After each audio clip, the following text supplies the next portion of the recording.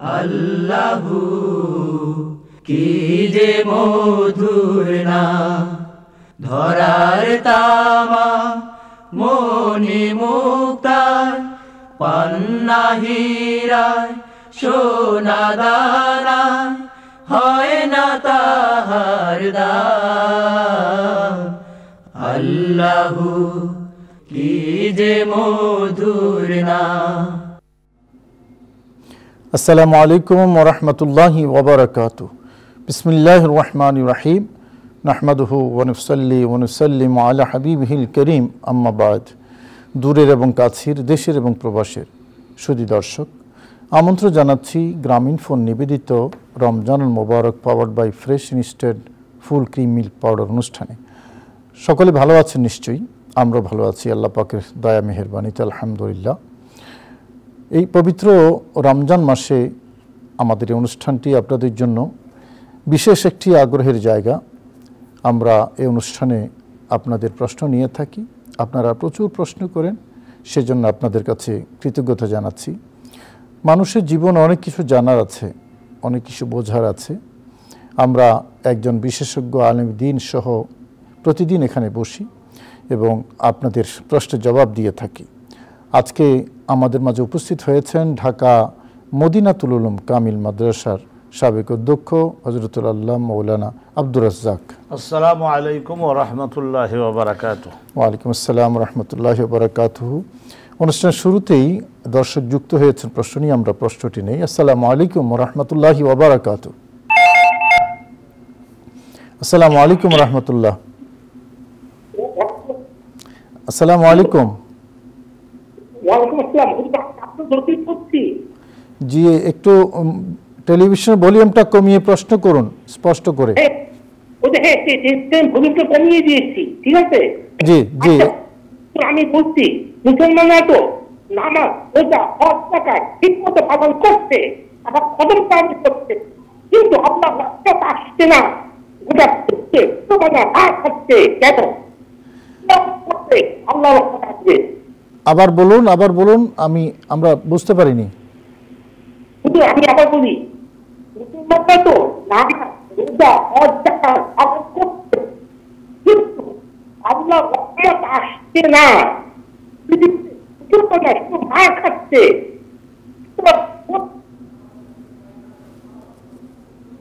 আল্লাহর রাস্তায় আসছে না, নামাজ রোজা সবই করছে। আমরা যেটুক বুঝতে পেরেছি আব্দুল লতিফ সাহেব, নামাজ রোজা হজ যাকাত ঠিকই করছে, আবার আল্লাহর রাস্তায় আসছে না, বিভিন্ন জায়গায় মার খাচ্ছে। এটাই আসল সম্ভবত ফিলিস্তিনের কথা বলছেন আর কি। আসলেই ফিলিস্তিনের ইস্যুটা নিয়ে আমরা আসলেই যার পর নাই মর্মাহত। এই জালিম ইসরায়েলি বাহিনী ফিলিস্তিনকে এভাবে ঘুমন্ত মানুষের উপরে এভাবে আক্রমণ নির্যাতন চালাচ্ছে, এটা পৃথিবীর ইতিহাসে নিকৃষ্ট বর্বরতা। এই বর্বরতার শেষ কোথায় আমরা জানি না, তবে আমরা একই সাথে খুবই আফসোসের সাথে বলছি আরব বিশ্বের কথা, আরব লীগের কথা। তাদের এই রহস্যজনক কাপুরুষোচিত নীরবতা, এটা সারা পৃথিবীর শুধু মুসলমান নয়, যারা দরদি মানুষ, মানবতার পক্ষের মানুষ, সকল ধর্মমতের মানুষের হৃদয় রক্তক্ষরণ হচ্ছে তাদের এই নীরবতার কারণে। আল্লামা আব্দুর রাজ্জাক, আপনি যদি কিছু বলেন। আলহামদুলিল্লাহ, ওয়াসসালাতু ওয়াসসালামু আলা রাসূলিল্লাহ। জবাব তো আসলটা ওই খলিফা মুতাসিম বিল্লাহর শাসন আমলে, আব্বাসী খলিফা হারুনুর রশিদের থার্ড সন, ওনার কাছে খবর আসলো যে বর্ডারে খ্রিস্টানরা মুসলমানদের উপরে অত্যাচার করেছে, মেয়ে লোকদেরকে বিবস্ত্র করেছে। একজন মহিলা চিৎকার দিয়ে বলেছিল, ও মুতাসিমা, হে আমাদের মুতাসিম বিল্লাহ, তুই আমাদের শাসক, আমরা এই মহাবিপদে কিছু ব্যবস্থা নে।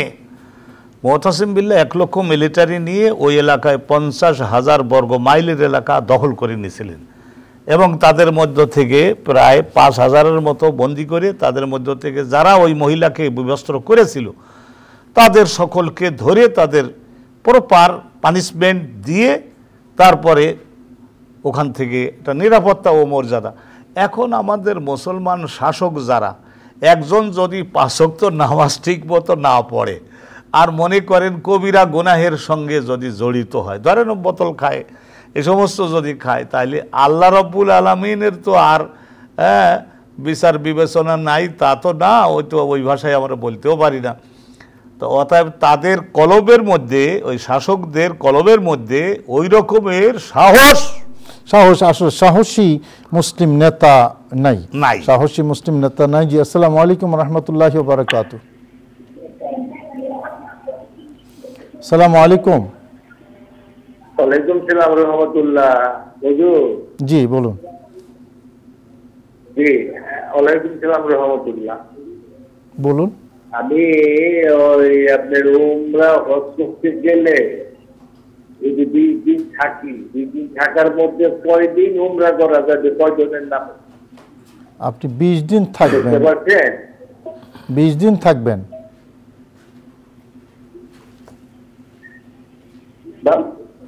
জি, আমার বড় হজে গেলে তখন কয়দিন করা যাবে উমরা? আমরা প্রশ্নটা ভালো করে বুঝতে পারিনি, আপনি প্রশ্নটা বুঝিয়ে বলেন, কি জানতে চান? আচ্ছা, আমি জানতে চাইতেছি যে উমরা করতে গেলে এক একজনের মার নামে বাবার নামে উমরা করে। আচ্ছা, একবার উমরা যাইয়া পরে বাবার নামে, মার নামে, বোনের নামে, এটা কয়বার করা যায়? মানে আসলে কি আমরা পেয়ে গেছি, করা যায় না? প্রশ্নটা পেয়ে গেছি। উনি জানতে চেয়েছেন উমরা সফরে গেলে উনি ওনার পক্ষ থেকে উমরা করবেন, এরপরে বা মায়ের নামে বাবার নামে করতে পারবেন কিনা। জায়েজ আছে, জায়েজ আছে, কিন্তু এটা সুন্নাত না। আল্লাহ নবী 4 বার সফরে গেছেন, এই 4টা উমরা করেছেন, প্রত্যেক সফরে একটা করে উমরা করেছেন। কিন্তু এক এক সফরে ওই রকম সাহাবায়ে কেরাম বা নবী আলাইহিস সালাম 5টা 10টা, তাদের সামনেও সময় ছিল, কিন্তু বেশি উমরা তারা করেন নাই। কিন্তু শরিয়াতের মাসালা এটা জায়েজ আছে, জায়েজ আছে, সওয়াব হবে, অসুবিধা নাই, সওয়াব হবে, করতে পারবেন। হ্যাঁ, করতে পারবেন, মা বাবার জন্য আপনি চাইলে করতে পারবেন। যেহেতু আর এখানে আরেকটা বিষয় আছে, মনে করেন আমাদের দেশ থেকে সারা পৃথিবী থেকে বিভিন্ন মানুষ যারা যাচ্ছেন আল্লাহর ঘরে, ওনারা নিজের সারা জীবনের উপার্জন দিয়ে যাচ্ছেন, আবার কবে যেতে পারবেন সেই আসলে সুযোগও থাকে না অনেক সময়। আগের যুগে তো ভিসা পাসপোর্ট লাগতো না, এখন ভিসা পাসপোর্টও লাগে, অনেক ব্যয়বহুল। তো সেই জন্য ওই একবার গিয়ে যদি মা বাবার নামে একটু করে আসেন, মানুষের আবেগ থেকে মনের শান্তি যে করতে পারবেন, আপনার অসুবিধা নেই। জি, আসসালামু আলাইকুম রাহমাতুল্লাহ। দর্শক নাম বলে প্রশ্ন করুন স্পষ্ট করে। ওয়া আলাইকুম সালাম ওয়া রাহমাতুল্লাহি ওয়া বারাকাতুহু। হুজুর, আমি ধরমপাড়া সুনামগঞ্জ থেকে ইমাম বলছিলাম। জি বলুন। হুজুর, আমার 3টা প্রশ্ন। প্রথম প্রশ্ন হলো সবচেয়ে বড় কবিরা গুনাহ কি? আচ্ছা। 2 নম্বর প্রশ্ন হলো সবে কদর গোপন রাখার কারণ কি? জি। আর 3 নম্বর প্রশ্ন হলো যে উহুদ যুদ্ধে হুজুর পাক সাল্লাল্লাহু আলাইহি ওয়াসাল্লাম আমির হামজা রাদিয়াল্লাহু আনহুকে নৃশংসভাবে হত্যা করা হলো। রাসূল সাল্লাল্লাহু আলাইহি ওয়াসাল্লাম হত্যাকারীকে কাছে পেয়েও কোনো ব্যবস্থা নিলেন না কেন? আচ্ছা, ঠিক আছে। আল্লামা আব্দুর রাজ্জাক শুনেছেন প্রথম প্রশ্ন, 3টা প্রশ্ন। সবচেয়ে বড় কবিরা গুনাহ কি? আকবরুল কাবায়ের, এটা তো আপনি জানেনই, শিরকু বিল্লাহ। আল্লাহ রাব্বুল আলামিনের সঙ্গে সমকক্ষ আরও কেউ আছে এইটা বিশ্বাস করে আল্লাহর সহ তারও সমানভাবে গুরুত্ব দিয়ে পূজা অর্চনা করা, এটা হলো আকবরুল কাবায়ের। এটা হাদিসে পরিষ্কারভাবে আছে, কোরআনে কারীমে আছে, ইন্নাশ শিরকা লাযুলমুন আযীম। ইন্নাশ শিরকা। লাইলাতুল কদর গোপন রাখার কারণ কি?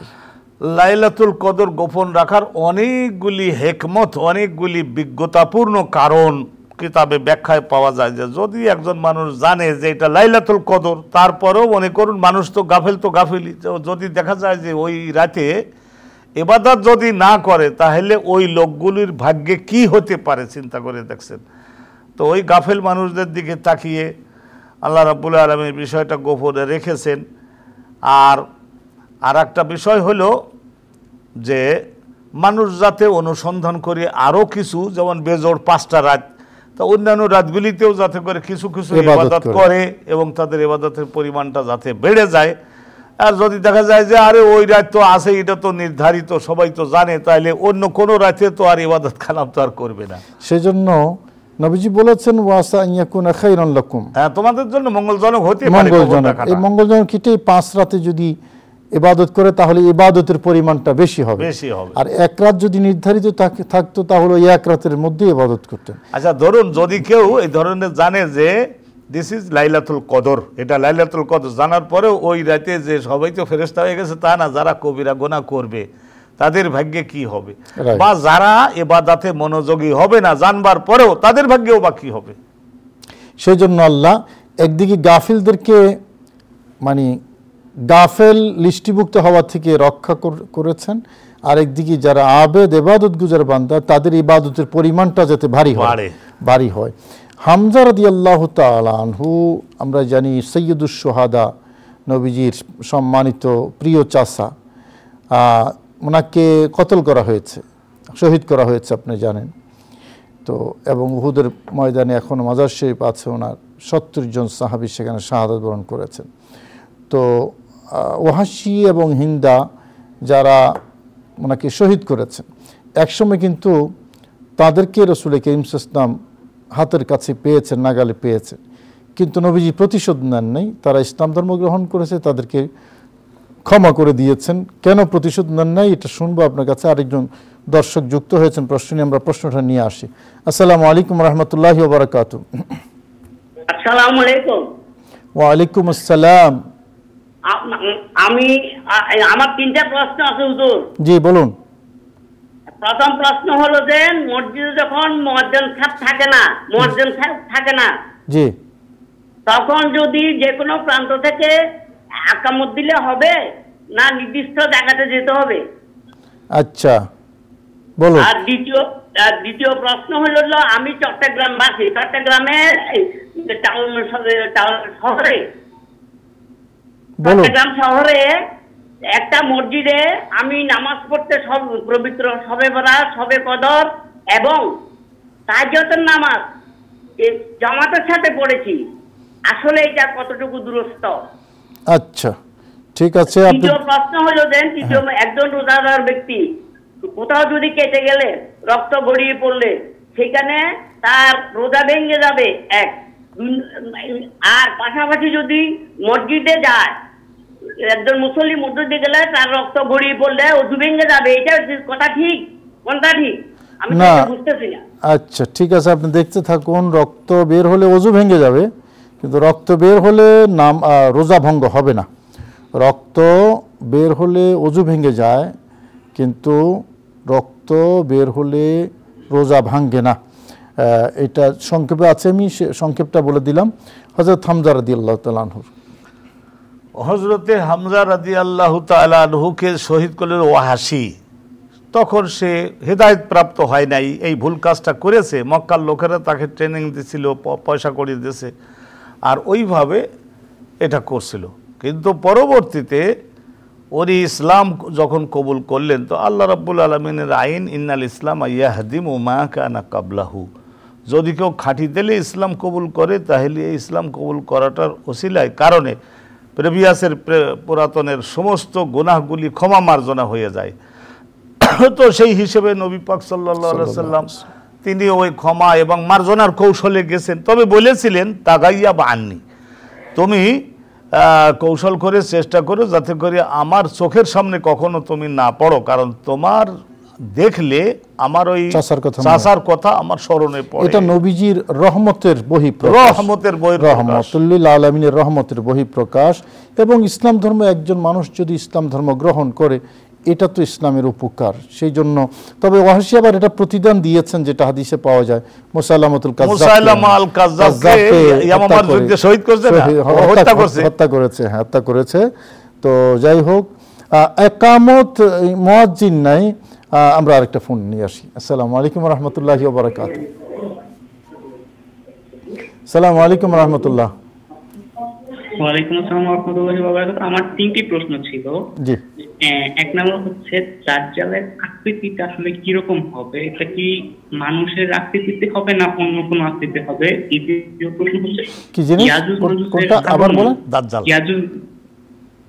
দ্বিতীয় প্রশ্ন হচ্ছে ইয়াজুজ মাজুজের আগমন এবং ধ্বংস। আর 3 নাম্বার হচ্ছে কেউ জাদু করেছে কিনা বা জিনি আসর করেছে, এটার সম্পর্কে আমরা কিভাবে বুঝতে পারবো? ওকে, জাদু করেছে কিনা। জি, আপনি দেখতে থাকুন। কোনো মুয়াজ্জিন না থাকলে যে কোনো জায়গা থেকে একামত দেওয়া কোনো অসুবিধা আছে কিনা? না, এটা দেওয়া যেতে পারে, জায়েজ আছে, কিন্তু শান্তভাবে যেখানে দাঁড়িয়ে সাধারণত মুয়াজ্জিন একামত দিয়ে থাকেন ওই জায়গায় যেতে পারলে নিশ্চয় তো উত্তম হবে। উত্তম হবে। নফল নামাজ জামাতে, ওই শবে কদর, শবে বরাত নফল নামাজ জামাতে পড়ার জায়েজ আছে, জায়েজ আছে। তবে ফিকহের মধ্যে একটু মাকরুহ তাহরিমি লেখা আছে, সুফিয়ে কেরাম আদায় করতেন। এটা কাবা শরীফেও অনেক সময় দেখা যায় যে তারা আলহামদুলিল্লাহ এই শেষ রাতের 8 রাকাত জামাতের সঙ্গে আদায় করে। যাই হোক, এটা তবে কিতাবের মধ্যে আমি দেখছি আউলিয়া কেরাম যারা ওনারা জামাতে আদায় করতেন, কিতাবের মধ্যে আছে, কিন্তু ফিকহ ফতোয়ার আলোকে আলাদা জামান না করা। তবে এটা ফিকহের মধ্যে শর্ত দিয়েছে আলা সাবিলিত তাদাই, অর্থাৎ মানুষকে ডাইকা নফল নামাজে জামাতের জন্য ডেকে আলা সাবিলিত তাদাই মাকরুহ, কিন্তু ইত্তেফাকি যদি হয়, অর্থাৎ কিছু মানুষ আছে এখানে, আচ্ছা চলো আমরা একটু নামাজ পড়ি নফল নামাজ, ইত্তেফাকি হলে এটা নাজায়েজ হবে না, এরকম লেখা আছে। সুন্দর সুন্দর মাসালা, এটা অত্যন্ত ভালো। শুধু দর্শক, আলা সাবিলিত তাদাই যেটা, এটা মাকরুহ, অর্থাৎ সময় নির্ধারণ করে মানুষকে প্রোগ্রাম দিয়ে যে আমরা নফল নামাজ পড়ব, এটা মাকরুহ বলা হয়েছে ফিকহের কিতাবে। আর যদি কিছু মানুষ আছে, মসজিদ ভরা নামাজ মানুষ আছে, আচ্ছা ঠিক আছে আমরা একটু নামাজ পড়ি, নফল নামাজ পড়ি, তাহাজ্জুদ পড়ি, এটা ইত্তেফাকি, এটা যদি হয় তাহলে জায়েজ আছে।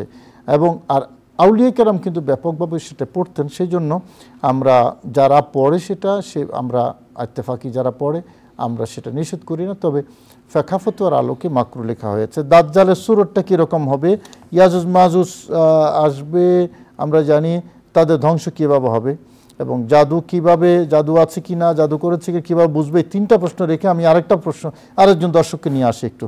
আসসালামু আলাইকুম রহমতুল্লাহি ওয়া বারাকাতুহু। ওয়ালাইকুম আসসালাম। হুজুর, আমার 2টা প্রশ্ন আছে। জি। একটা ইদানিং লক্ষ্য করা যাইতেছে জুমার নামাজ পড়ে উল্লেখযোগ্য সংখ্যক মুসল্লিরাই 2 রাকাত ফরজ নামাজ পড়ে সহজে হয়ে যাইতেছে, তারা কাবলাল জুমাও পড়ে না, বাদল জুমাও পড়ে না। প্রকৃতপক্ষে জুমার নামাজ মানে কয় রাকাত হবে, এটা আমি জানতে চাই। আর একটা প্রশ্ন হলো, আমরা ছোটবেলা থেকেই লক্ষ্য করতেছি যে আমরা যাদের গার্জিয়ান মুরব্বী এদের আমরা পায়ে হাত দিয়ে কদম বসে করি না, সালাম করি। এমনি আমাদের বাচ্চা কাচ্চারাও যারা মানে বড় হয়েছে এদের আমরা সেই সালামটা শিখেছি, কিন্তু ইদানিং কিছু সংখ্যক লোক এটা দ্বিমত পোষণ করে। আসলে এটা মানে কি সঠিক কোনটা হবে সেটা যদি একটু কষ্ট করে জানান তাহলে আমাদের মনে করে ভালো লাগবে। ওকে, জি। আর আরেকটা কথা, আপনারা মানে যে সব বিষয়ে আলোচনা করেন আমাদের একটা মনটা ঘুরে যায়, কারণ 20 টাকার তারাবির কথা বলেন,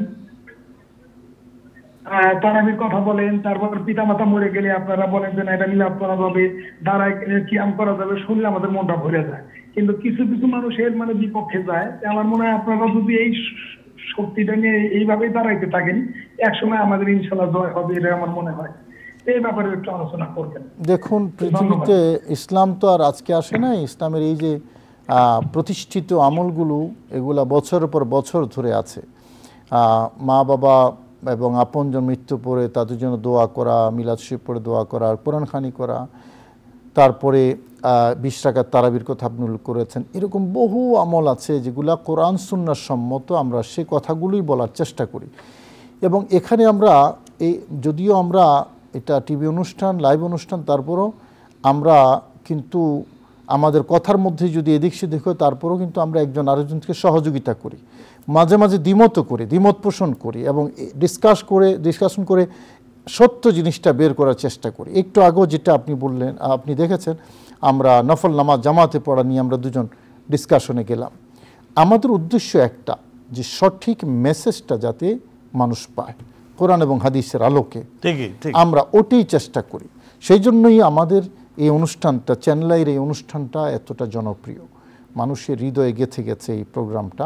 কারণ মানুষ সত্য জিনিস জানতে চায়, এবং আমরা সেই সত্য জিনিস এই অনুষ্ঠানের মাধ্যমে মানুষকে জানাতে চাই বলেই মানুষের এত ভালোবাসা এই অনুষ্ঠানের প্রতি। আপনার এই অনুভূতিকে আমরা ধন্যবাদ জানাচ্ছি। আশা করি আপনি দেখবেন এই অনুষ্ঠান, আমরা সেই প্রত্যাশাই করছি। জি, আল্লামা আব্দুর রাজ্জাক, দাজ্জাল, ইয়াজুজ মাজুজ এবং জাদু, এই 3টা প্রশ্ন আপনাকে দিয়েছিলাম। এটা লাস্টেরটা সেহের সেহের আছে কিনা কেউ এটা কিভাবে বুঝবে? ইয়াজুজ এবং মাজুজ বিস্তারিত আলোচনা এটা কোরআন শরীফে আছে, ইন্না ইয়াজুজ ওয়া মাজুজা মুফসিদুনা ফিল আরদ। এইটা হযরতে বাবা আদম আলাইহিস সালামের বংশের মধ্য থেকে এই হবে তারা হযরতে নূহ পয়গম্বরের নৌকায় যারা উঠেছিলেন তাদেরই বংশের একটা শাখা ওই ধরনের হবে। তো এটা কোরআন শরীফে উল্লেখ আছে, কিয়ামতের আগে তাদের বংশ বৃদ্ধি হবে, অসাধারণ বৃদ্ধি হবে এবং তারা অস্ত্রপাতি আবিষ্কারে অসাধারণ ক্ষমতাবান হবে এবং তারা সকলে ওই ধরনের ধ্বংসটাও ওই ধরনেরই হবে। এটা কিতাবে আছে যে আল্লাহ পাক রব্বুল আলামিন এমন একটা পাখি জাতীয় জিনিস পাঠাবেন, এটা এমন একটা বৃষ্টি আল্লাহ দিবেন যে তারা যখন সীমা ছাড়িয়ে গেছে তখন তাদের সবাইকেই আল্লাহ তাআলা মৃত্যু দিয়ে দিবেন এবং তাদের এত লক্ষ লক্ষ কোটি কোটি লাশ পড়বে যে এক প্রকারের পাখিকে আল্লাহ পাঠাবেন। সেই পাখিগুলি ওই লাশগুলি এক একটা দুই ঠ্যাঙের নলিতে বাঁধাইয়ে উঁচু করে নিয়ে সাগরে জঙ্গলে যেখানে পারবে ফেলে দিবে এবং এইভাবে হবে। তো ইয়াজুজ মাজুজের বিষয়টা ওইভাবে সমাধান হবে। জি, দাজ্জাল মানে মহামিথ্যুক, মহামিথ্যুক। এইটাও তার নাসিকা থাকবে, দুইটা চোখ, কিন্তু একটা চোখের এখানে কপালের মতো গোশত দিয়ে ভরাট করা। অবশ্যই এইটার আর এক দল ট্যাগরা থাকবে, হ্যাঁ ট্যাগরা থাকবে, তার মানে ওই ধরনের থাকবে, কিন্তু তার দুই হাত দুই পা ঠ্যাং মলত্যাগ এগুলো সমস্তই মানুষেরই। তা এ সম্পর্কে আছে যে ওই যে মদিনা মুনাওয়ারার মধ্যে একজন বাহির হয়েছিল না, ওই যে ইবনুল একজন ব্যক্তি, তো অনেকে বলেছে সে দাজ্জাল জন্ম নেছে। অনুরূপভাবে দেখা যায় যে ওখানে হাররাজ যুদ্ধের দিনে সে অ্যাবসেন্ট হয়ে গেল, মানুষের দৃষ্টির আড়ালে চলে গেল। সে জাজিরাতুল আরবের একটা দ্বীপের মধ্যে তাকে আল্লাহ ফেরেশতাগণকে দিয়ে হাতে পায়ে শেকল দিয়ে বন্দি করে রাখছেন, কিয়ামতের আগে তাকে বাইরে হওয়ার ক্ষমতা দিবেন। এই এক ধরনের বর্ণনা আছে। মধ্যপ্রাচ্যের বহু সংখ্যক খতিবগণ তারা সকলে এই বক্তব্য বলছেন যে কথা সঠিক। হযরতে তামিমের দাড়ি থেকে বর্ণিত ওই হাদিস কারা, আপনি তো ভালো করে জানেন, নবী করিম সাল্লাল্লাহু আলাইহি সাল্লাম এইটাকে আলোচনা করেছিলেন, একটা দ্বীপের মধ্যে তাকে আটকাই রাখা হয়েছে। কিন্তু এইটা বলা হয়েছে যে প্রশ্নটা ছিল শুধু দাজ্জালের সূরত কি রকম হবে, মানুষের সূরত হবে, তবে চোখ একটা ট্যাগরা থাকবে, এখানে কাফের লেখা থাকবে। কাফের মানে এটা লেখা থাকবে যে এইভাবে ছোট কাফ আর ফা আর রা, রাইট, এইরকম ভাবে থাকবে। আমরা জাদু আছে কিনা, কেউ কারো বিরুদ্ধে জাদু করেছে কিনা কিভাবে বুঝবো? এইটা জাদু করতে পারে, এটা বাস্তব ঘটনা। নবী আলাইহিস সালাম স্বয়ং রাসূলুল্লাহর বিরুদ্ধে তো ওই লাবিদ নামক যে মদিনার ইহুদি, লাবিদ বিন রবিয়া এবং তার যে ৫-৭টা বিয়ের যোগ্য মেয়েরা ছিল তাদেরকেও সে ওরকম পণ্ডিত বানাইছিল। আপনি কিভাবে বুঝবেন যে আপনার বিরুদ্ধে এবং মাথা গরম হয়ে যায়, অস্বস্তি হতে পারে? তো ওই সময় তো আল্লাহ রাব্বুল কুল আউযু বির ফালাক, কুল আউযু বিরাব্বিন নাস দান করলেন। জিবরাইল আসেন, বলেন যে আপনাকে তো জাদু করেছে, তা আপনার লোকজন দেন, আমি জায়গাটা দেখাই দেই। তো ওখানে ওই যে পুরাতন কূপের মধ্যে বলে এই খনন করো ওই জায়গাটায়। জিবরাইল মানুষের সুরতে আসলেন, খনন করে তো সেখানে মাটির পাত্রের মধ্যে পাওয়া গেল এই সুতার মধ্যে এই মুখের বিষাক্ত লালা, ওই মন্ত্রটা পড়ে, জাদুর মন্ত্রটা পড়ে ফুদে ওখানে পুঁতে রাখছিল, উঠাইয়া নিয়ে এক একটা খোলা হলো। রাসূলুল্লাহ বলেন যে বন্দি অবস্থা থেকে আমি যেন মুক্ত হলাম। জি, সহিহ বুখারীতে হাদিস আছে। তবে নবীজি ওই জাদুর সময় বলছি ইউখাইয়ালু ইলাইয়া, অর্থাৎ আমার কেমন যেন একটা খেয়াল আসে, আবার এটা চলে যায়, আবার একটা খেয়াল আসে, আবার এটা চলে যায়, এরকম একটা ভাব নবীজি অনুভব করেছেন। জি, দর্শক অনেকক্ষণ ধরে প্রশ্ন নিয়ে বসে আছেন, অপেক্ষায় আছেন। আসসালামু আলাইকুম ওয়া রাহমাতুল্লাহি ওয়া বারাকাতুহু। আসসালামু আলাইকুম ওয়া রাহমাতুল্লাহ। আসসালামু আলাইকুম ওয়া রাহমাতুল্লাহ। জি বলুন। আমি মাহবুব হাসান বলছি গুলশান থেকে। জি বলুন। যাকাত নিয়ে একটু প্রশ্ন ছিল। জি। যাকাত যাকে দিব তাকে কি জানাতে হবে যে ভাই এই টাকাটা কিন্তু আপনাকে আমি যাকাতের অংশ থেকে দিচ্ছি? না, জানাতে যাকাত মেনশন করে দেওয়া ফরজ না, নিয়তটা হলো শর্ত। আপনি দেওয়ার সময় নিয়ত করবেন, ওই মনে মনে নিয়তটাই যথেষ্ট। যাকে দিচ্ছেন তিনি যদি যাকাত নেওয়ার উপযুক্ত হন, আপনার নিয়তের কারণে সেটা আদায় হয়ে যাবে। তাকে বলা বা মেনশন করা, বলে দেওয়ার কোনো প্রয়োজন নেই। মনের কষ্টেরও একটা ব্যাপার হয়ে দাঁড়ায়। রাইট, তিনি অস্বস্তিতে পড়বেন বা মনে কষ্ট পাবেন, সেই জন্য ইসলাম এটাকে শর্ত করে নাই। জুমার নামাজ পড়ি, 2 রাকাত পড়ি চলে যাচ্ছেন, প্রশ্ন করেছেন যে আসলে জুমার নামাজ কয় রাকাত? 2 রাকাতই নাকি আগে পিছিয়ে আরও কিছু আছে? কাবলাল জুমা বাদাল জুমা নিয়ে উনি আক্ষেপ করে বলেছেন। আর কদমবুসি নিয়ে তিনি খুব আক্ষেপ করেছেন। কদমবুসি ছিল, এখন কেউ কেউ দ্বিমত পোষণ করেন। হ্যাঁ, দ্বিমত তো অনেক জায়গায় করে, যারা দ্বিমত করে তাদের দ্বিমত করাই অভ্যাস। তবে সাহাবায়ে কেরাম রাসূল করিম সাল্লাল্লাহু আলাইহি ওয়াসাল্লামের কদমবুসি করেছেন, কদমবুসি সম্পূর্ণ জায়েজ আছে এবং মুবাহ জিনিস এবং অনেক আদব শিক্ষা দেয়। কিন্তু এখানে ওলামায়ে ইসলাম তারা বলছেন যে ওই মাথাটা সোজা রেখে তারপরে দুই হাত দিয়ে ভক্তির সঙ্গে নিজের মা এবং নিজের বাপ আর নিজের উস্তাদ, নিজের বুজুর্গ হাক্কানি রব্বানি পীর ওলি তাদের পাশ হয়ে যখন মুখের দিকে তাকিয়ে দোয়া প্রার্থী হয়, তখন কলিজাটা এমনিতে আমি দেখছি যে বিগলিত হয়ে আসে এবং দিল থেকে দোয়া আসে। নবীজিকে সাহাবায়ে কেরাম, হযরত জারে রাদিয়াল্লাহু তাআলা আনহুর একটি হাদিসে, আবু দাউদ শরীফের হাদিসে আছে, ওয়াবদা আব্দুল কায়েস নবীজির কাছে এসে নবীজির হাতে চুমা দিয়েছেন, পায়ে চুমা দিয়েছেন। তায়েফে যখন গিয়েছেন নবীজি আদ্দাস নবীজির হাতে এবং পায়ে চুমা দিয়েছেন। আদ্দাস হযরত আদ্দাস তিনি মুসলমান হয়েছেন পরে।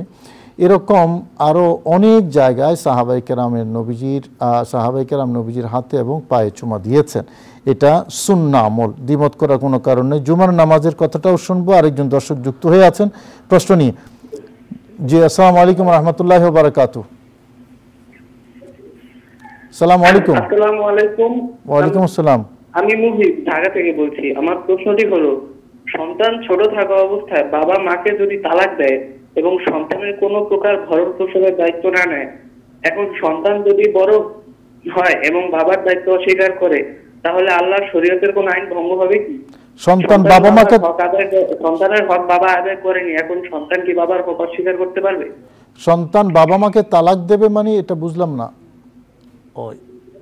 মানে সন্তান বাবা মাকে তালাক দিয়েছে সন্তান ছোট থাকা অবস্থায়, সন্তান এবং সন্তানের কোনো প্রকার ভরণ পোষণের দায়িত্ব নেননি। জি, তারপরে প্রশ্নটা কি?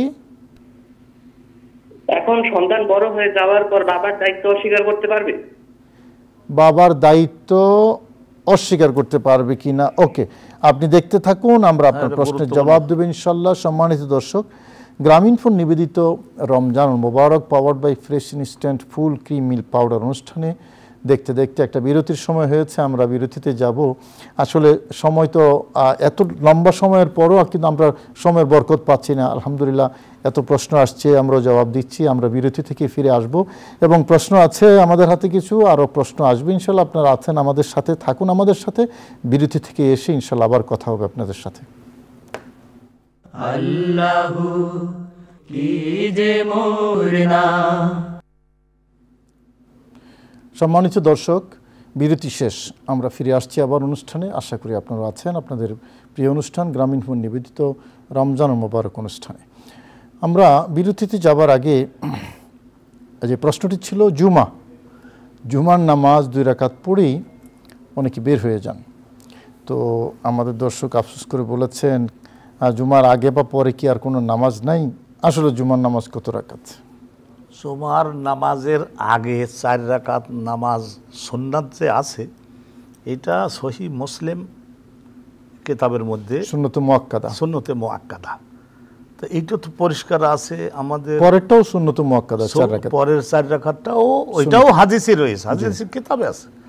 তো অতএব একদল লোক যারা ইবাদত কমানোর চেষ্টা করছেন, চিন্তা করেন জুমার বারটা এত রহমত নিয়ামত নাজিল হলো, আর সেই দিনে শুকরিয়া না একটু বেশি করে হবে, তা ইবাদত কমাইয়ে দেওয়ার জন্য সকলে উঠে পড়ে নামছে।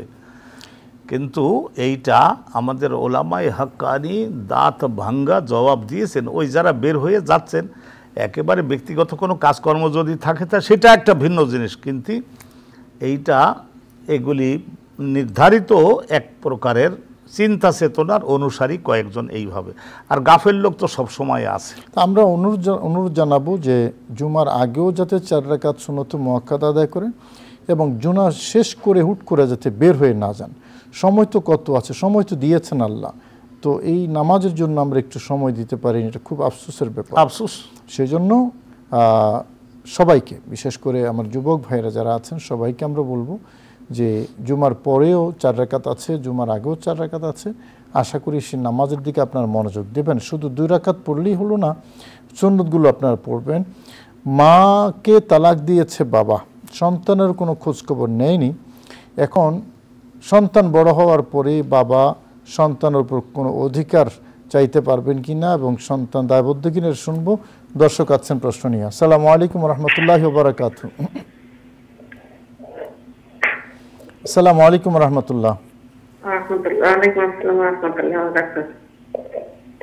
জি বলুন। ওয়ালাইকুম আসসালাম ওয়া রাহমাতুল্লাহ।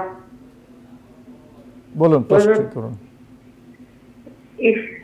ঈশানের নামাজ পড়ে যদি ঘুম ধরে ফিরে তারপর তারা দিকে পরে উঠে পড়া যাইব 1:30-2টার দিকে?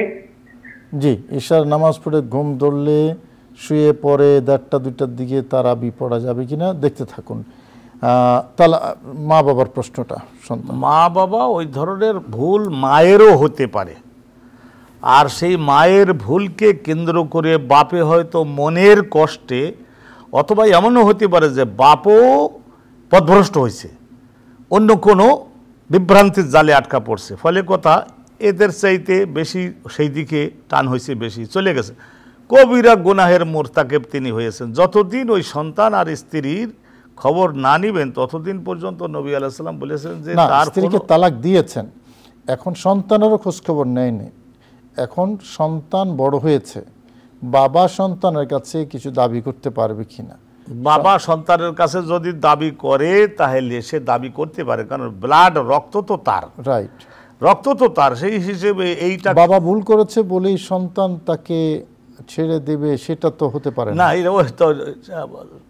বাপেও ভুল করছে, সেই জন্য সন্তানও তো ভুল করতে পারে। সন্তান তার দায়িত্ব যেটা সেটা আদায় করবে, আদায় করতে হবে, আদায় করতে হবে, কারণ মা এবং বাবার একটা হক আছে সন্তানের উপরে, খুব কঠিন। বাকি কথা হলো বাবা যে তার খোঁজখবর নেয়নি, এটা বাবা গুনাহগার হবে এবং এটার জবাবদিহি বাবাকে করতে হবে। বাবা খোঁজখবর নেয়নি বলে সন্তান বড় হয়েছে, উপযুক্ত হয়েছে বলে সন্তান তাকে ইগনোর করবে বা বাবার খোঁজখবর নেবে না, বাবাকে তার অধিকার দেবে না, এটা হলে আবার সন্তান গুনাহগার হবে, কবিরা গুনাহগার হবে, আল্লাহর কাছে জবাবদিহি করতে হবে। সুতরাং সন্তান তার দায়িত্বটা ঠিক মতোই আদায় করে নেবে। তো এখানে আখিরাতের যে একটা জবাবদিহিতার প্রশ্ন, এর সম্মুখীন বাপ হবে, তার ছেলেও যদি বাপের প্রতি দুর্ব্যবহার করে তাহলে তাকেও হতে হবে। এর সঙ্গে সঙ্গে আমি আপনার মাধ্যমে দর্শক শুনবো একটা প্রশ্ন নিয়ে আসি। আসসালামু আলাইকুম রহমতুল্লাহি ওয়া বারাকাতুহু। জি ওয়ালাইকুম আসসালাম। জি আসসালামু আলাইকুম। ওয়ালাইকুম আসসালাম। আচ্ছা, প্রশ্ন হলো যে আপনার জোহরের নামাজ কি 4 রাকাত ফরজ পড়া যায়? এটা আমি অনেককে দেখি পড়তে, জানি না আসলে কতটুকু ঠিক, এটা একটু বলবেন কাইন্ডলি। আরেকটা হলো যে আমার যদিও ঠান্ডা লেগেছে, এখন এই ক্ষেত্রে নাক দিয়ে এটার জন্য আমি রুমাল বা টিস্যু ইউজ করছি, এই অবস্থায় কি আমি কোরআন তেলাওয়াত করা যাবে?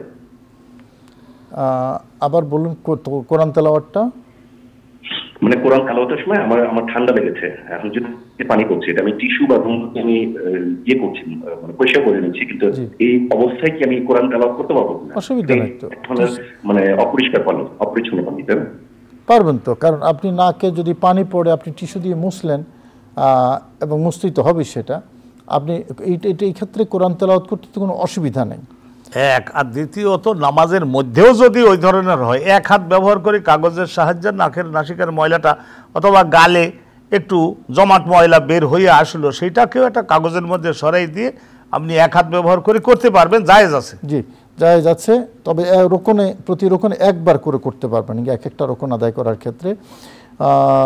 এবং জোহরের নামাজ তো, জোহরটা ফরজটা 4 রাকাত, জোহরের নামাজ, এইটা প্রশ্নটা আপনি করেছেন। তার আগে 4 রাকাত সুন্নত, পরে 2 রাকাত সুন্নত মুআক্কাদা, 2টি সুন্নত মুআক্কাদা, এই তো অবস্থা। মানে আপনি যেটা জানতে চেয়েছেন, জোহর তো 4 রাকাতই, জোহরের নামাজের ফরজটা। ঈশার নামাজের পরে যদি ঘুম এসে যায় 1টা-1:30টায় পরে উঠে তারাবি পড়তে কোনো অসুবিধা আছে কিনা? না, কোনো অসুবিধা নেই, জায়েজ আছে। একটা দেহের এরকম অবস্থা হতে পারে, তো ঘুম যদি প্রবলভাবে আসে ওই অবস্থায় নামাজ তো পড়তে গেলে ভুলভাল বলবে, তো অতএব তিনি একটু বিশ্রাম করে হয়তো ঘন্টাখানেকের পরে আবার আল্লাহ রহমতে যদি আল্লাহ জাগাইয়ে দেন তাহলে উজু টুজু ঠিক মতো করে আপনি আবার তারাবি নামাজ পড়তে পারবেন, বা মুআক্কাদা 2 রাকাত যে সুন্নাত ছিল সেটা বিতের, এগুলি আবার আপনি আদায় করতে পারবেন, জায়েজ আছে, জায়েজ আছে, কোনো অসুবিধা নেই। আপনি আরেকটা প্রশ্নের ইয়েতে ওই যে মা বাবার ক্ষেত্রে কি বলতে চেয়েছিলেন যেন? মা বাবার ক্ষেত্রে জাগতিক একটা শাসন কিন্তু আছে। আমাদের সরকার বাহাদুর অনেক দায়িত্ব পালন করছেন, কিন্তু এরই সঙ্গে সঙ্গে এই ধরনের সন্তান জন্ম দেওয়ার পরে সেই পুরুষ লোকটা যে উধাও হলো এবং সন্তানটার খোঁজ খবর যে নিল না, বাংলাদেশের সীমানার মধ্যে যদি থেকে থাকে তাহলে তার বিরুদ্ধে আইনগত ব্যবস্থা গ্রহণ করা এবং তাকে কিভাবে শাসনের অধীনে আনা যায় সেই ব্যবস্থা গ্রহণ করা কিন্তু গভর্নমেন্টেরও দায়িত্ব, এলাকার যারা মেম্বার চেয়ারম্যান থাকে তাদের সকলের সহায়তা করা কিন্তু দায়িত্ব। জি, আসসালামু আলাইকুম ওয়া রাহমাতুল্লাহি ওয়া বারাকাতুহু।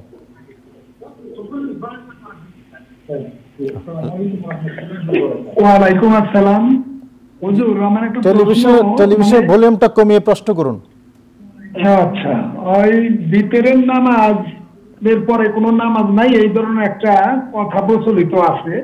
তো অনেকে বলে যে না, ভিতরের নামাজের পরে যদি 2 রাকাত নফল নামাজ পড়া যায় তাহলে এটার নাকি অনেক ফজিলত।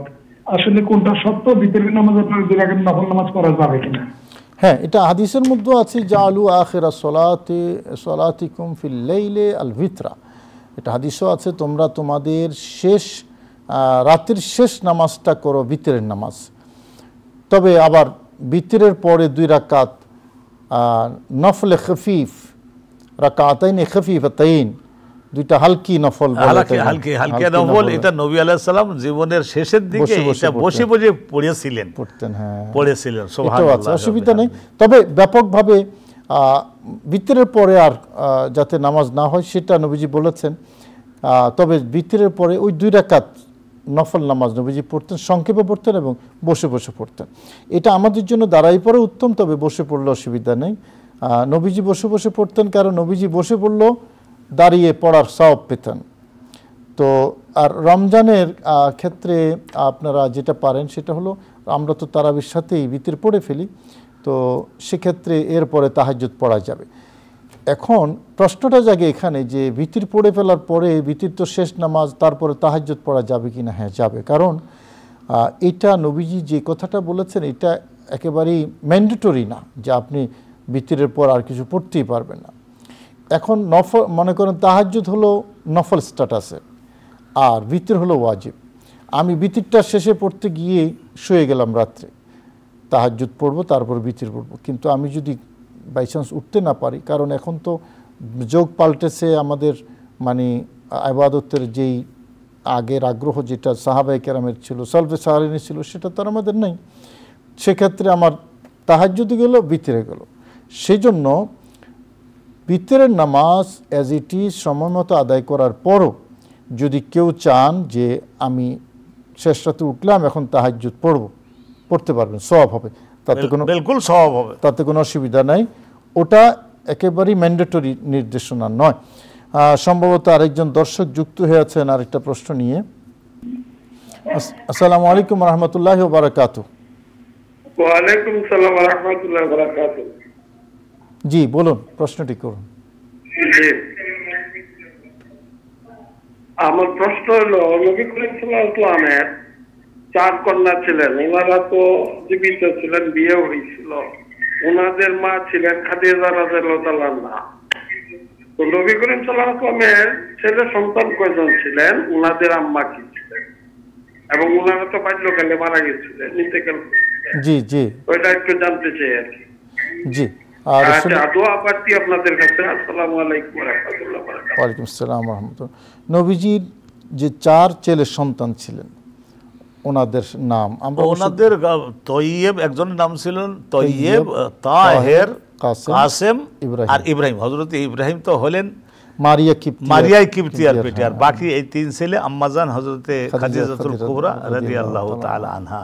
জি, আলহামদুলিল্লাহ। আল্লাহ নবী তো ওনার ওসিলায় জগতে এই 7টা সন্তান আল্লাহ ওনাকে। আসসালামু আলাইকুম ওয়া রাহমাতুল্লাহি ওয়া বারাকাতুহু। 7 বা 8 জন মতের ভিন্নতা আছে। হ্যাঁ, জি, আসসালামু আলাইকুম ওয়া রাহমাতুল্লাহি ওয়া বারাকাতুহু। ওয়া আলাইকুম আসসালাম। হুজুর, যদি আমি বুঝি যে যদি আমাকে বোবাজিন ধরেছে তাহলে আমি কি করব? যে আমি বুঝতে পারতেছি আমাকে ধরছে বোবাজিনে ধরছে। বোবাজিনের শক্তি থেকে আল্লাহর কোরআনের শক্তি কিন্তু অনেক বেশি। কি করবেন? জাস্ট সূরা নাস, সূরা ফালাক পড়েন, দেখবেন চলে যাবে। আরো বহু দোয়া আছে আল্লামা আব্দুর রাজ্জাক বোবাজিন। বিশেষ করে ওই যখন ঘুমাতে যান, ঘুমাতে যাওয়ার সময় আমাদের আয়াতুল কুরসির অভ্যাস তো নাই, রাইট। আর কুল হু আল্লাহু আহাদ, কুল আউযু বিরাব্বিন নাস, কুল আউযু বিরাব্বিল ফালাক, এই সূরাগুলো আল্লাহ কেন দিলেন? ছোট্ট ছোট্ট, আধা মিনিটও লাগে না, কিন্তু আমাদের নিজেদের আমল তো নাই। ফলে কথা বোবা জিন কেন, কথা বলা জিনও তো ধরতে পারবে কয়েকদিনের মধ্যে। এগুলি আমল ভালো মতো সকলে শুরু করে দেন, যা হওয়ার হয়ে গেছে, এখন আমলে উঠি, চলেন সবাই মিলে উঠি। বোবা জিন না, কথা বলার জিনও কিছু করতে পারবে না, রাইট। আল্লাহর কোরআনের শক্তি, নবীজির দোয়া যেগুলো শিখিয়েছেন ওগুলোর শক্তি অনেক বেশি। এবং আমি নিজে পরীক্ষা করে দেখেছি, বোবা জিন যে শুধু আপনাদের কাছে আসে তা না, আমাদের কাছেও আসে মাঝে মাঝে। তো আমরা এগুলো পরীক্ষা করে দেখেছি, ওগুলা মানে ঘর থেকে অনেক দূরে থাকবে।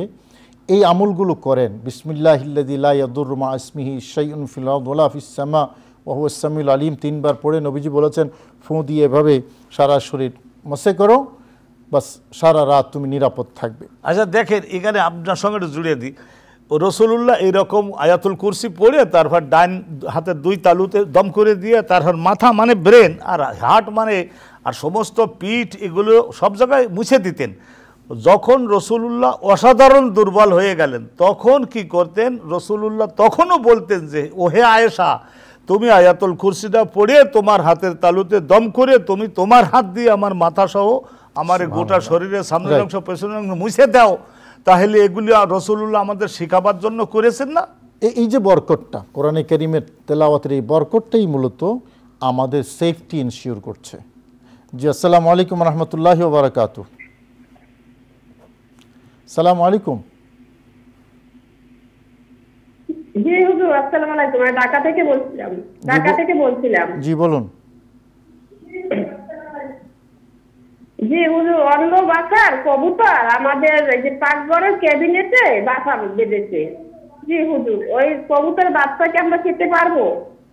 অন্য বাসার কবুতর আপনাদের বাসায় বাচ্চা দিয়েছে, ওই কবুতরটা কি তাদের মালিকানার কবুতর নাকি এমনি মানে সাধারণ কবুতর? তাদের মালিকানা কবুতর জানি হুজুর, কাছের ফ্ল্যাটেরই হয়তো আমাদের ক্যাবিনেটে বাসা বেঁধেছে। না, তাইলে খেতে পারবেন না। আরেকজনের কবুতর যেহেতু তার পোষা কবুতর যদি আপনার এখানে বাচ্চা দেয় আপনি সেটা খেতে পারবেন, এটা তার মালিকানার সেই কবুতরটা। যদি এমনি জেনারেল কবুতর হতো, মনে করেন কারো মালিকানায় নয়, তাহলে সেটা আপনি খেতে পারতেন, কিন্তু আরেকজনের মালিকানা যেহেতু কবুতর সেটা আপনি খেতে পারবেন না। কি আল্লাহ ঠিকই বলেছেন আপনি। ওই যে একটু ভালো খাবার দেয় তো মনে করলে ওই যে খালার বাড়ি, এই খালার বাড়ি তো ভালো খাবার পাচ্ছি, এইখানে থাকে, এখানে বাচ্চা কাচ্চা দেওয়া শুরু করলো। কিন্তু এইটা যদি অনুমোদন আপনি দেন তাহলে আর একজনের ছাগল আপনার বাড়িতে এসে 8-10 দিন থাকে, এর গোস্ত খাওয়া দুধ খাওয়াও কিন্তু হালাল বানাতে হবে। আপনি কি কোন মামার বাড়ির কথা, কবুতরের মামার বাড়ির কথা কইলেন নাকি? আচ্ছা, কবুতরের মামার বাড়ি আছে। হ্যাঁ, ওরা ভালো সেবা যত্ন পাইলে সেখানেই থেকে যায়। জি, আসসালামু আলাইকুম রহমতুল্লাহি ওয়া বারাকাতুহু। আচ্ছা, লাইনটা মামার বাড়ির কথা কইতে কইতে লাইনটাও কেটে গেছে আপনার। যাই হোক, আমরা তাহলে হ্যাঁ, এটা একটা গুরুত্বপূর্ণ বিষয়, কারণ আরেকজনের হক, যেহেতু এটা বান্দার হক, আমরা সবসময় সে কথাটা বলি, মানুষের হক এটা যদি কেউ বেড়ে দেয়, এটা যতক্ষণ পর্যন্ত তিনি ক্ষমা না করবেন আল্লাহ ক্ষমা করেন না। এটা খুব কঠোর একটা জিনিস। হক 2 প্রকার, একটা হলো আল্লাহর হক, আরেকটা হলো বান্দার হক। আল্লাহর হক আল্লাহ পাক রব্বুল আলামিন নামাজ রোজা যেগুলো আছে এগুলো মাফ করে দেন, কিন্তু কেউ যদি অন্যায়ভাবে কোনো বান্দার হক, সৃষ্টির হক যদি কেউ ধ্বংস করে মেরে দেয় তাহলে এটা কঠিন শাস্তি হবে। আসসালামু আলাইকুম রহমতুল্লাহি ওয়া বারাকাতুহু। ওয়ালাইকুম আসসালাম। জি বলুন, প্রশ্নটি করুন। জি, আমার প্রশ্নটা হলো যে ছেলে আর মেয়েদের নামাজের নিয়ম কি এক, যদি একটু বলতেন বুঝাই। ছেলে এবং মেয়েদের নামাজের নিয়ম কি এক নাকি ভিন্নতা আছে? এমনি মূল বিষয়গুলি তো একই, কিন্তু এটা বসার ধরন, সেজদার সময় দেহের অবস্থাটা কেমন থাকবে, একটু ভিন্নতা। হাত বাঁধাটার উপরে একটু ভিন্নতা রয়েছে। এখানে ফোকাহে কেরাম এগুলি পৃথক পৃথক করে বর্ণনা করেছেন। ইদানিং এইরকম একটা এই ফিতনা বা কনফিউশন নেটের মধ্যে আছে। আমাদের মতোই কেউ কেউ বলছে যে মহিলা আর পুরুষের নামাজের মধ্যে কোনো পার্থক্য নাই এবং যারা পার্থক্য করে এরা সঠিক করে না, এরকম কিছু বক্তব্য নেটের মধ্যে আছে। সেই জন্যই মনে হয় প্রশ্নটা করেছেন। হ্যাঁ, না ওইটা করেছেন, কিন্তু আসলে বিষয় হলো যে অনেক ইসলামের বিভিন্ন বিষয়ের উপরে ভিন্নতা, মতের চিন্তা চেতনার ভিন্নতা থাকে। তবে হক মশলা হলো এই যে কিছু কিছু ক্ষেত্রে ভিন্নতা আছে, ভিন্নতা আছে বসার হাদিস দ্বারা প্রমাণিত। বসার ক্ষেত্রে ভিন্নতা আছে, নিয়ত বাঁধার ক্ষেত্রে ভিন্নতা আছে, হাত বাঁধার ক্ষেত্রে, সেজদা করার ক্ষেত্রে একটু ভিন্নতা আছে। তো আপনারা ওই যে নামাজ শিক্ষার যে বইগুলো, অথেন্টিক যে বইগুলো, সেগুলোতে খুব সুন্দর করে আপনারা পেয়ে যাবেন কতটা ভিন্নতা আছে। জি জি, আসসালামু আলাইকুম রহমতুল্লাহি ওয়া বারাকাতুহু। ওয়ালাইকুম আসসালাম ওয়া রাহমাতুল্লাহি ওয়া বারাকাতুহু।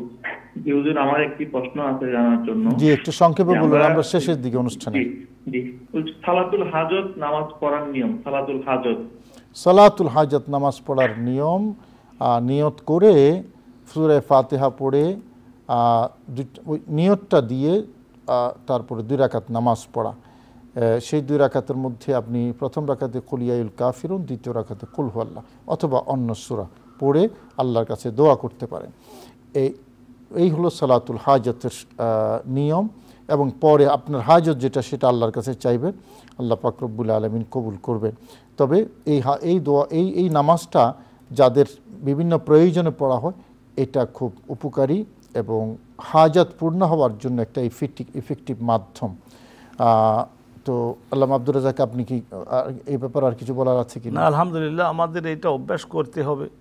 এজা ফাজাআহু আমরুন সাবাকা ইলাস সালাত, নবী পাক সাল্লাল্লাহু আলাইহি ওয়াসাল্লামের শিক্ষা তিনি আমাদের জানাবার শেখাবার জন্যই তো এই সমস্ত আমলগুলি আমাদের জানিয়েছেন, শিখিয়েছেন। যখনই একটা প্রয়োজন, তীব্র প্রয়োজন দেখা যেত যে আল্লাহর নবী প্রস্তুতি নিয়ে মসজিদে গিয়ে এই ইবাদত করতেন, আল্লাহর কাছে দাবিগুলো উত্থাপন করতেন, সমাধান হয়ে যেত, আল্লাহ রাব্বুল আলামিন করে দিতেন। আমাদের বেলায় তো এই একই বিষয়। সালাতুল হাজাত পড়ার অভ্যাস আমাদের এখন নাই বললেই চলে, কিন্তু আমাদের এটা অভ্যাসে পরিণত করার দরকার। একটা সমস্যা দেখা দিয়েছে, আল্লাহর কাছে বলবো তো তার আগে ওই 2 রাকাত নামাজ। কোরআনে কারীমের মধ্যে তো আছে ওয়াস্তাঈনু বিস-সাবরি ওয়াস-সালাত, তোমরা ধৈর্য এবং সালাত আদায়ের মাধ্যমে আল্লাহর কাছে সাহায্য চাও, ও পরিস্থিতি অতিক্রম করে সামনে চলে যেতে পারবে। জি জি, আসসালামু আলাইকুম রহমতুল্লাহি ওয়া বারাকাতুহু।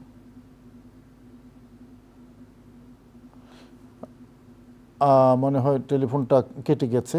হ্যাঁ, আসলে একজন মানুষ বিপদে পড়ে না বা সমস্যাগ্রস্ত হয় না, প্রয়োজন অনুভব করে না, সেরকম মানুষের সংখ্যা কিন্তু খুব কম।